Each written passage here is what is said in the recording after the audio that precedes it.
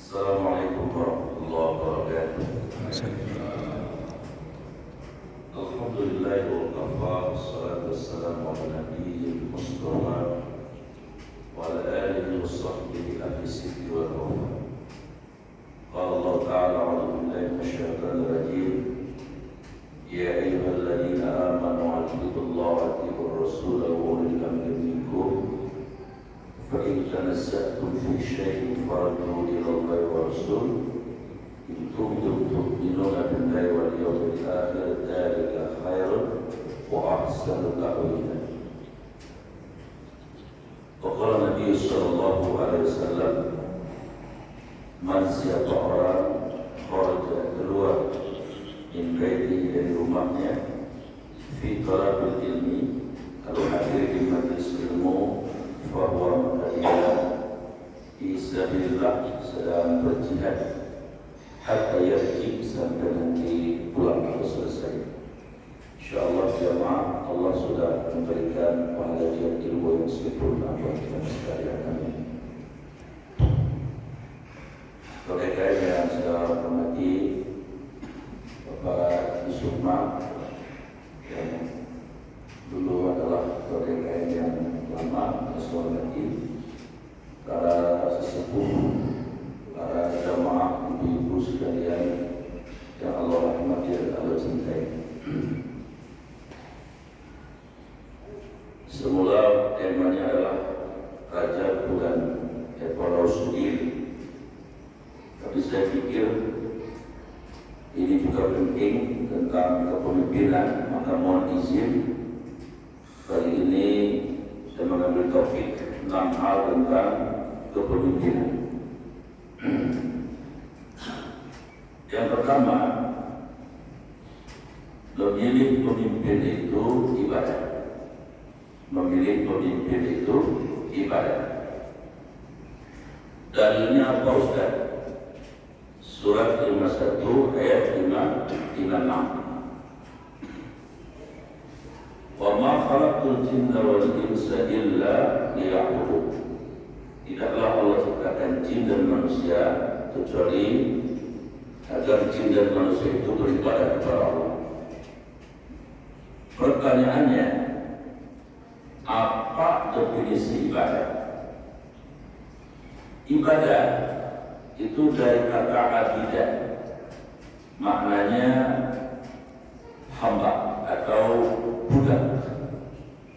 Maka seorang hamba adalah budaknya Allah. Kita ini budaknya Allah yang harus nurut sama Allah. Dari mulai bangun tidur sampai tidur lagi, mestinya ya kita nurut dengan semua aturan Allah. Di dalamnya ada aturan Rasulullah tentunya. Karena status kita adalah Muslim. Muslim dari kata aslama yuslimu tasliman wa islaman.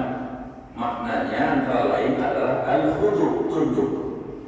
Tunduk kepada semua aturan Allah dan Rasul. Kemudian para ulama merumuskan makna ibadah. Al-ibadatu, ibadah itu adalah kullu setiap apa saja yuhibbullah, yang disukai Allah, wa yardahu, diridhoi Allah, minal aqwal, baik berupa ucapan-ucapan kita, wal af'al, maupun perbuatan gerak tubuh kita, az-zahirati, yang terlihat, wal batinati, maupun yang tersembunyi, li'ibtigha'a wajh Allah, yang kesemuanya diniatkan untuk Allah. Pakai bahasa sederhana, ibadah itu adalah semua ucapan dan gerakan tubuh seorang hamba dari mulai bangun tidur sampai tidur lagi yang diniatkan untuk Allah, itu ibadah. Pertanyaan saya, nanti tanggal 14 Februari kita ketika memilih, kira-kira kotak TPS-nya yang datang ke rumah saya apa tidak yang datang ke TPS? Jangan kata kita, Jadi presiden juga datang.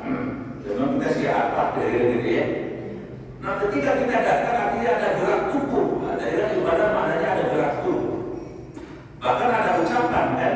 Ucapannya apa?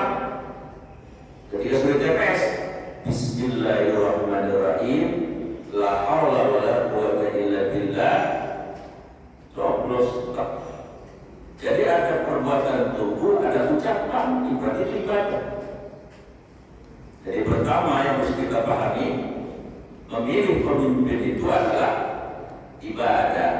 Yang namanya ibadah tentu berpahala. Dan ada pahala yang bersifat personal, tapi ada pahala yang bersifat jaya. Maksudnya gimana? Kalau ibadah yang bersifat personal ya tadi kita sholat subuh, ya pahalanya memang usaha kita sendiri. Ya masing-masing lah. Kalau 27-nya semua pada 27, tapi ada 27-nya bobotnya masing-masing tergantung keikhlasannya. Tapi kalau pahala jariah, kita milih pemimpin yang tepat nih. Orangnya nanti jadi pemimpin itu baik, orangnya soleh, orang yang memberi manfaat 270 rakyat juta, kitanya nanti dapat pahala juga. Itu maksudnya. Namanya pahala jariah. Luar biasa ya. Kalau begitu apa ibaratnya memilih pemimpin itu.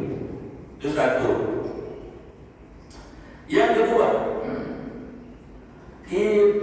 kepemimpinan atau memilih pemimpin dalam literatur Islam ternyata persoalan yang sangat penting. Apa buktinya? Ketika Nabi wafat, itu para sahabat tidak memakamkan Rasul dulu. Lalu ngapain para sahabat? Mereka bermusyawarah. Nabi sudah wafat. Tadinya sih Sayyidina Umar sampai nggak percaya Nabi wafat ya. Banyak para sahabat yang mungkin karena kaget gitu ya. Nabi itu wafat ya, pada tidak mau mengakui Nabi itu wafat. Alhamdulillah ada Sayyidina Abu Bakar yang mengingatkan para sahabat, khususnya Sayyidina Umar. Kata Sayyidina Abu Bakar, kalau kita menyembah Allah, Allah tidak pernah wafat. Tapi kalau menyembah manusia, Rasul kayak kita sama wafat. Baru semuanya para sahabat tidak memakamkan jasad Rasul, bahkan dalam riwayat sampai selasa ayam, sampai 3 hari. Yang dilakukan oleh para sahabat bermusyawarah untuk memilih penggantinya Rasul untuk memimpin umat. Jangan sampai ada kekosongan kepemimpinan. Masya Allah. Lalu para sahabat-sahabat senior membuat tim sukses namanya. Istilahnya tim sukses gitu ya. Lalu tim sukses itu mendatangi orang yang tepat untuk mengganti kepemimpinan Rasulullah. Begitu dimusyawarahkan, yang paling tepat itu yang pertama masuk Islam siapa? Ketemu orangnya, figurnya Sayyidina Abu Bakar. Yang kedua, yang pernah menggantikan imam sholatnya Nabi, satu-satunya ternyata juga cuma Sayyidina Abu Bakar. Dan yang ketiga, yang menemani Nabi hijrah juga Sayyidina Abu Bakar. Yang keempat, yang paling senior umurnya itu adalah Sayyidina Abu Bakar. Maka para sahabat-sahabat itu datang ke Sayyidina Abu Bakar. Gampangnya bahasa Jepangnya begini dah. Pak Abu Bakar, Sayyidina Abu Bakar, ini Rasul kan wafat. Kita kan harus punya pemimpin.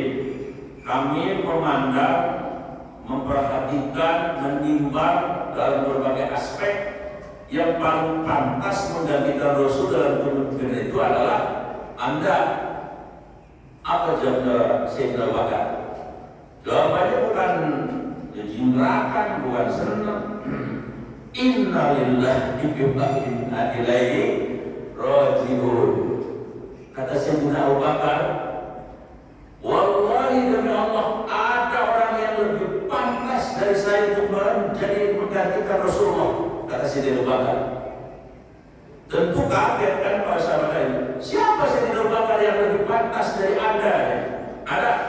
Ya sebutkan namanya siapa, agar kalian bisa meminta.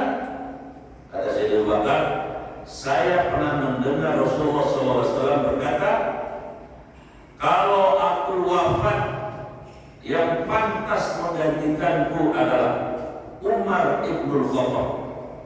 Kata Sayyidina Abu Bakar, silakan kalian semua datang kepada Sayyidina Umar untuk meminta agar Sayyidina Umar menggantikan posisinya Rasulullah SAW. Tim sukses pergi ke Sayyidina Umar. Ini hebatnya orang zaman dulu ya. Jadi pejabat, kata-kata mau.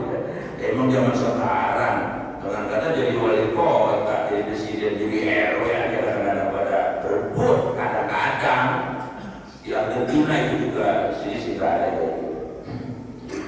Sampailah kepada Sayyidina Umar. Sayyidina Umar, assalamualaikum warahmatullahi. Sayyidina Umar udah sadar bahwa Rasulullah sudah wafat. Akhirnya Sayyidina para tim sukses itu mengatakan, para sahabat sudah mengatakan, Sayyidina Umar, ya kami sudah datang kepada Sayyidina Abu Bakar. Lantas kami minta beliau untuk menggantikan Rasul dengan pertimbangan ini.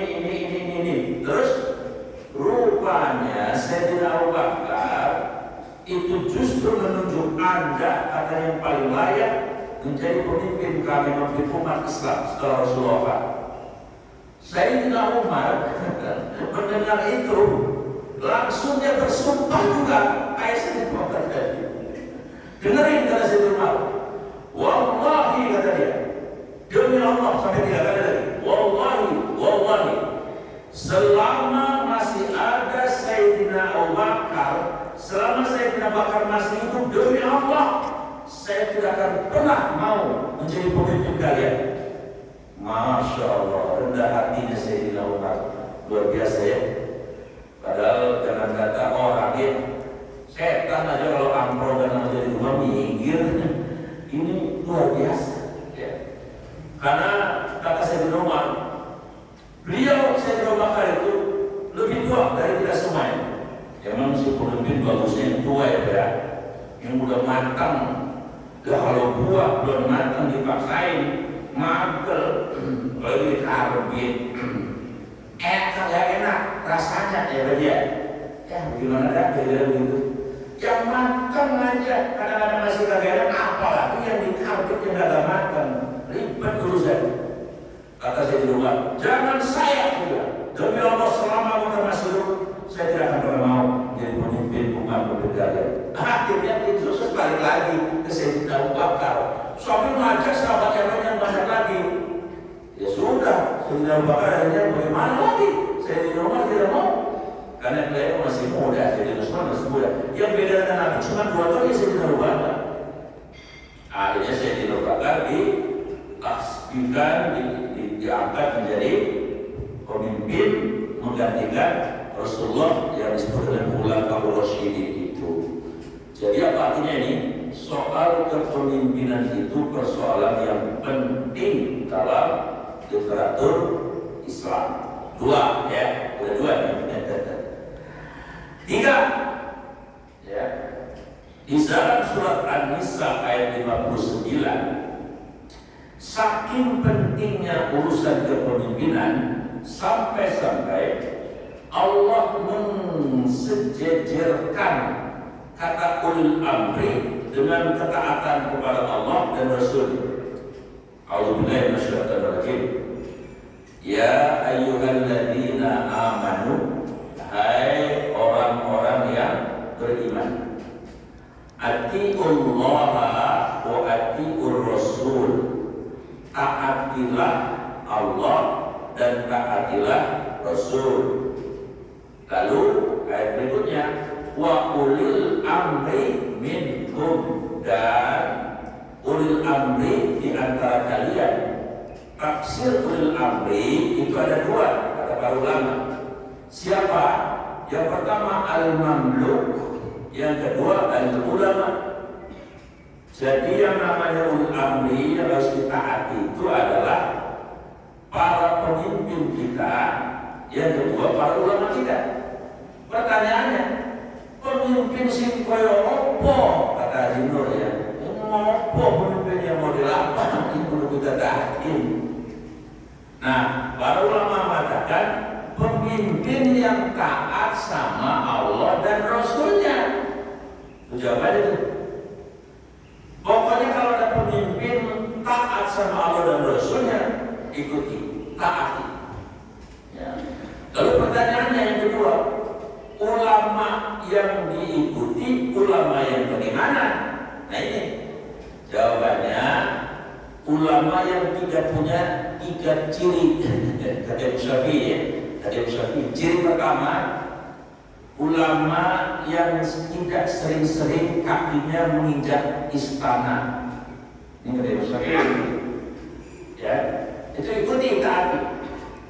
Sebab kalau ulama sering menginjak ke kaki ke gedung istana, itu muruahnya, marwah agamanya itu bisa hilang separuh atau seperempat. Tapi seperti itu. Ya. 2, ulama yang ditaati itu siapa? Ulama yang tidak disukai oleh orang-orang yang tidak menjadikan Allah sebagai Tuhannya, Nabi Muhammad sebagai Rasulnya, dan orang-orang golongan munafik. Jadi ulama yang dibenci orang munafik, dibenci orang yang tidak menyembah Allah Rasulnya, ikuti itu. Karena ulama begitu tidak bisa dibeli oleh dunia. Ulama begitu biasanya istiqomah. Dia tidak jual agama dengan dunia yang murah. Itu yang kedua. Jadi sesuatu dari ulama yang harus kita aktif. Dan yang ketiga, siapa ulil amri yang sebenarnya mamluk para penguasa yang saat ini adalah ulama yang mencontoh para pemimpin generasi salaf, pemimpin generasi dulu. Contohnya kayak Sayyidina Umar. Sayyidina Umar kan pernah jadi khalifah. Dia mengatakan begini, selama umat Islam semua belum makan daging, saya tidak mau makan daging. Betul ya kayak gitu. Sayyidina cucunya Umar bin Abdul Aziz itu pernah kedatangan gubernur ya di istananya.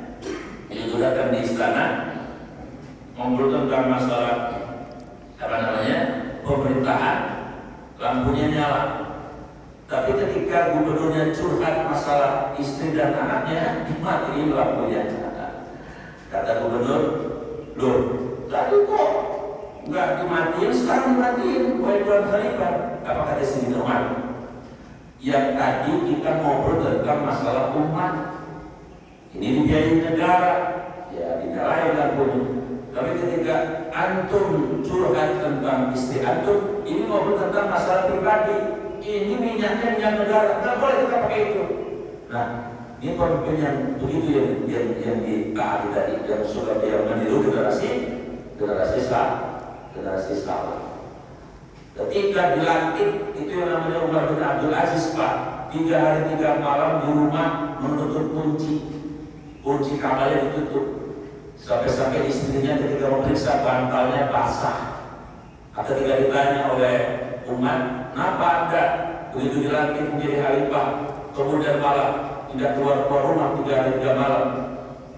Kata istrinya, suamiku tiap malam menangis sampai bantalnya basah. Menangis apa? Karena dipaksa jadi khalifah, sampai kemudian istrinya juga kena penalti ya. Kata Sayyidina Umar bin Abdul Aziz, istriku, ini kan istrinya Umar bin Abdul Aziz kan anaknya raja, tadinya anaknya khalifah, kaya raya, emasnya banyak. Dia ditanya begini sama Umar bin Abdul Aziz, penaltinya gini, Bu, ya, Ibu cinta abang nggak? Gak cinta. Ya. Abang sekarang sudah dipaksa jadi khalifah. Iya, Mama juga tahu. Begini Bu, mohon maaf sebelumnya, abang cinta banget sama Mama. Tapi abang kasih pilihan 2. Pilihannya dua Bang. Ya, apa aja Bang? 1, tolong itu gelang kalung yang ada di Mama copot semuanya. kata istrinya. Namanya perempuan adalah kalau benar ya. Coba semuanya, buat apa bang? Serahkan semuanya ke Baitul Mal. Saya tidak mau, ya, nanti akan dimintai tanggung jawab di hadapan Allah perihal tentang istriku. Kalau mama tidak mau, nggak apa-apa, ya. Nanti papa mau mencari istri yang lain saja yang siap dengan kehidupan seperti papa. Waduh, lah istri dikenal kita begitu.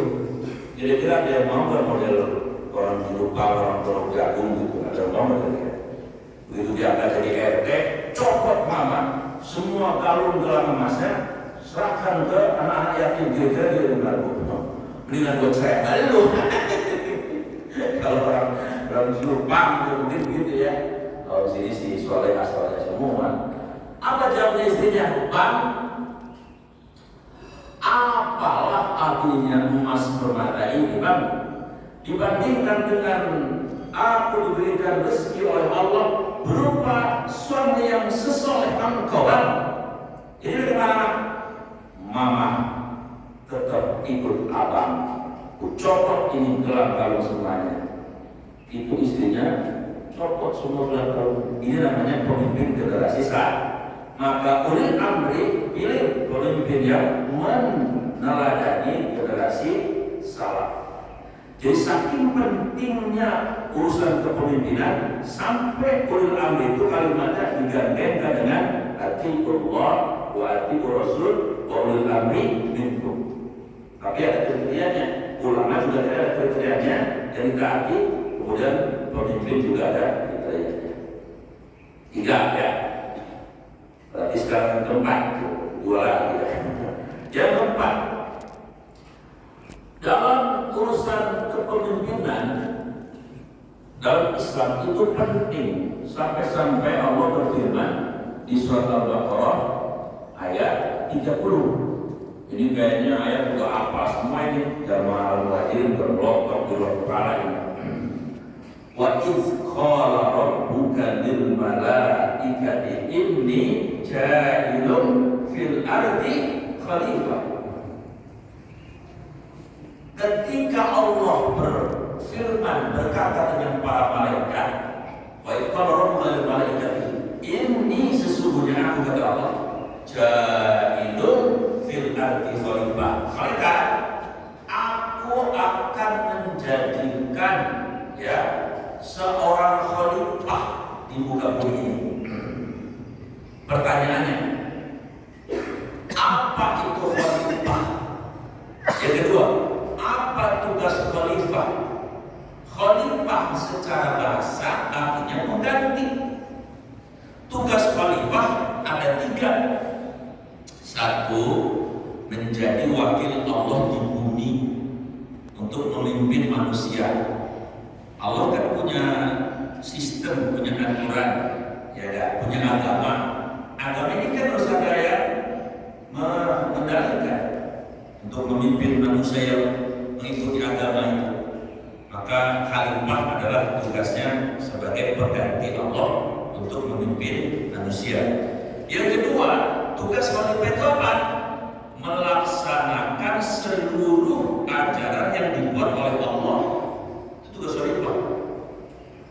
Yang ketiga, tugas khalifah itu apa? Memakmurkan bumi yang diciptakan Allah untuk kesejahteraan manusia. Maka penting sekali urusan kepemimpinan itu. Kira-kira seperti itu. Ya.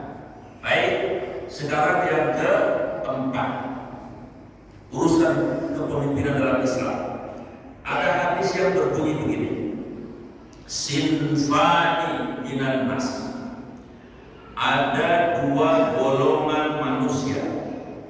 Ida apabila seluruh kedua golongan itu baik, paseluhan nas, maka semua manusia ikut menjadi baik. Wa ida, dan apabila pasada 2 golongan itu buruk, pasada an-nas, maka yang lain pun ikut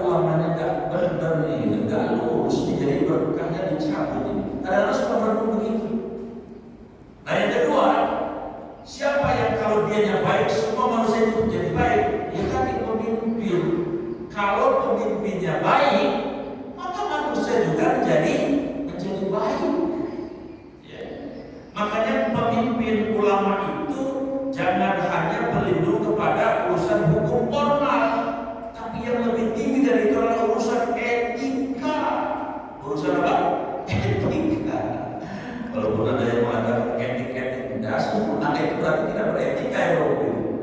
Ulama itu di tataran moral, etika. Kira-kira saya pantas nggak kalau begini? Jadi ya, jangan coba-coba kalian tidak netral dalam urusan pemilu nanti misalnya kalau pemilu itu. Lah, dianya roman-romannya begor. Yang di belakangnya pada gitu, lu juga sama begitu. Kira-kira gitu. Tapi kalau yang di atasnya yang paling ujungnya netral, betul-betul menjaga betul, ini belakangnya akan menduplikasi kira-kira begitu. Sama ulamanya malah bagi-bagi duit. Masa ulama bagi-bagi duit? Ya nanti ulama yang lain yang bagi junior bilang, dia ada kayak bagi-bagi duit dan itu boleh dari Yesus sendiri. Ya ribut kalau sendiri. Maka tadi kalau dua-duanya ini nggak baik, yang lain juga ikut tidak baik. Akhirnya kemudian kondisi menjadi anomali, bahasa orang kampungnya acak-acak.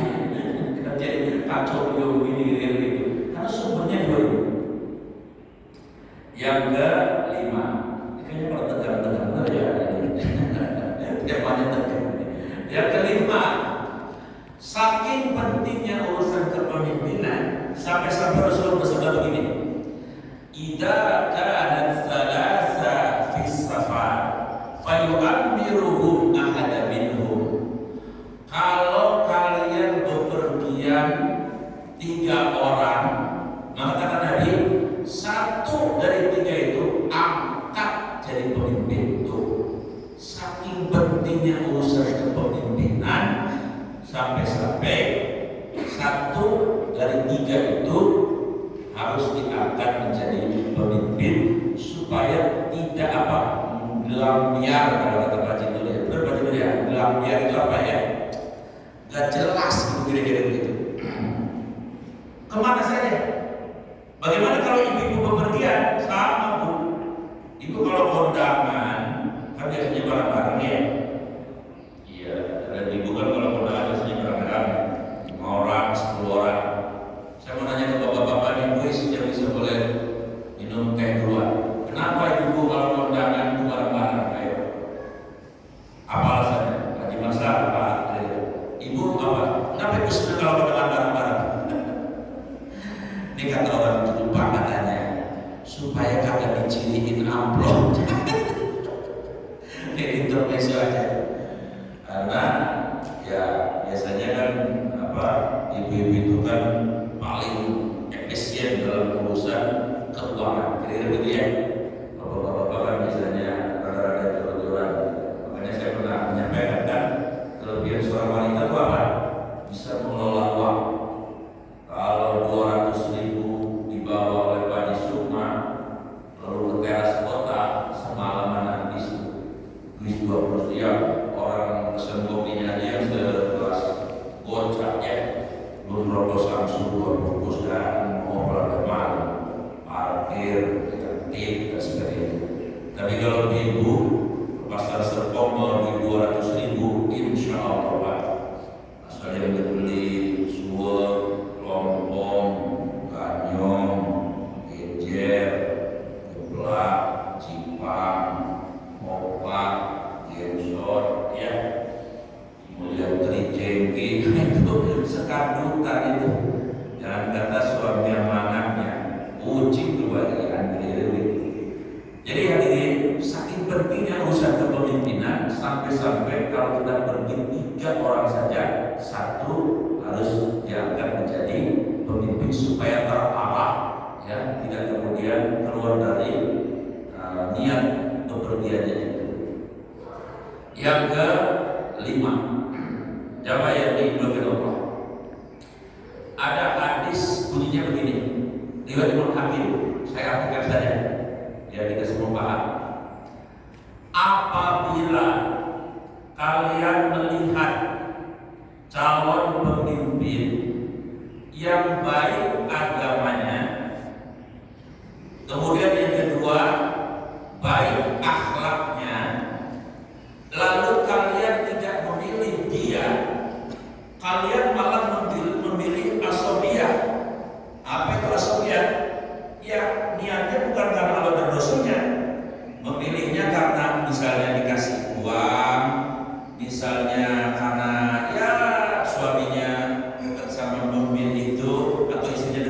pemimpin itu intinya niatnya bukan karena melihat anjuran Allah dan Rasulnya tadi.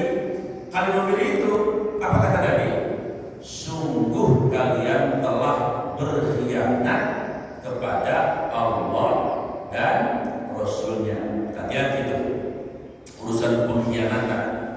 Orang istri dikhianati suami aja sakit sampai kebunuhan, apalagi ini mengkhianati Allah dan mengkhianati Rasulullah. Pertanyaannya, poin ke-6 terakhir, calon pemimpin kita nanti ke depan, kita harus cek betul.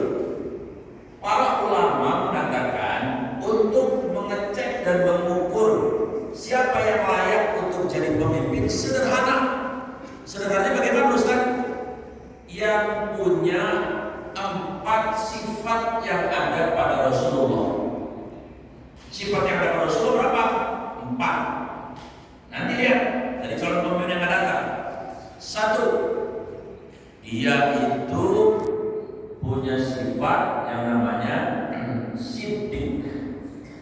Siddiq itu artinya benar. Benar ucapannya nggak pagi tempe, sore toge, bukan benar ya Pak Nur, toge. Kalau pemimpin kayak gini nih, nggak boleh dipilih lagi. Tapi pemimpin yang kalimatnya itu tidak berubah, namanya siddiq. Lalu siddiq itu juga maknanya dia benar, relasi hubungannya dengan Allahnya benar, imannya benar, maksudnya agamanya benar, gitu ya. Dia benar juga tindakannya, janjinya benar. Nah kalau ada kayak gitu, wajib kita pilih. 2, sifat Nabi itu apa? Amanah. Kata Nabi apa? La imana liman la amanatala lahu waladina liman la sholata. Tidak ada iman bagi orang yang tidak mampu melaksanakan amanah, dan tidak ada agama bagi orang yang tidak melaksanakan sholat. Lihat calon pemimpin kita, siapa yang bisa dipercaya? Pernah nggak dia memimpin? Waktu memimpin bagaimana, dipercaya atau tidak? Oleh orang besar, oleh orang kecil, oleh siapapun. Ya lihat saja dari calon-calon pemimpin itu amanah. Dituntaskan nggak? Jangan begini jadi pemimpin. Baru 2 tahun loncat, baru jadi RT, pengen jadi lurah. Ada yang nawarin, ngomong duitnya banyak. Pemimpin model kayak gini, kan? Jangan kata kita, Allah saja itu sudah dikhianati, maka itu mudah nantinya berkhianat kepada manusia. Jadi orang yang istiqomah ketika di RT, tuntaskan amanahnya itu selama 5 tahun. Pasti ada tuh calonnya kayak gitu. Yang ketiga adalah tabligh. Apa tabligh? Komunikatif. Narasinya, berbicaranya itu nyaman, dipahami oleh siapapun, enak kita dengarkan, sesuai juga dengan tindakan. Ya, lihat calon pemimpin siapa yang bicaranya itu bikin kita nyaman, gitu ya. Nah, itu pasti ada. Nah, yang terakhir, yang keempat, kriterianya adalah fatonah. Dulu ada orang namanya Fatonah ya, masih ingat nggak Fatonah itu? Kalau nggak salah urusan sunnah akhir atau dia kan Fatonah. Apa itu Fatonah itu Bu? Cerdas. Cerdas itu punya kriteria. Salah satu ciri orang yang cerdas, sekolahnya lama. Lihat calon pemimpin yang sekolahnya paling lama ada nggak? Kalau lagi masalah, kalau dalam perusahaan itu paling mentok jabatan apa itu biasa? Jabatan direktur ya. Kalau tentara kan jenderal bintang apa tuh? 4. Nah kalau pendidikan sekolah yang paling tinggi itu S apa itu? S3. S3 itu doktor. Ya walaupun tidak menjamin 100% semua orang yang doktor itu pintar-pintar.